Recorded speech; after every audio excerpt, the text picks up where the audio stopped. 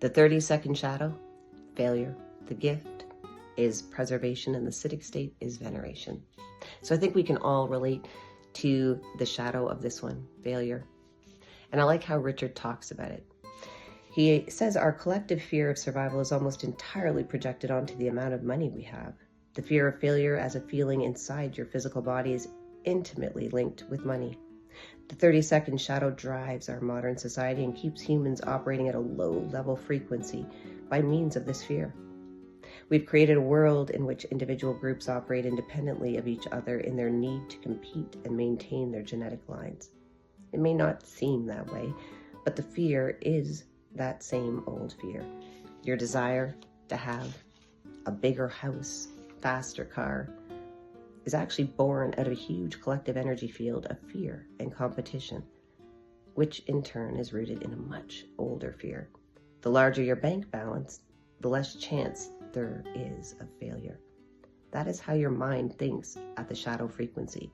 This is how money has become the great symbol of success in the modern world. But it's a big but. The whole money game is an illusion and a sham. It is nothing more than a symbolic mirage created by this shadow. So Richard also says that true success means no longer being ruled by the concept of success and failure. So the repressive of this one is fundamentalist. The reactive is disjointed. The gift of this one, preservation, he talks about it's not just keeping anything alive, it's knowing what to keep alive. And he also talks about how with this one, it's linked a lot to relationships, right? They know in the gift space who makes a good ally and who does not.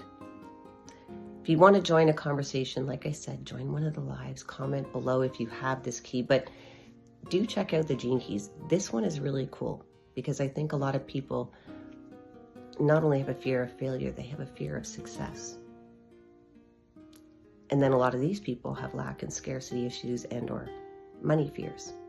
So if any of this is maybe ringing true or senses that it could be something you could be familiar with, maybe look into it.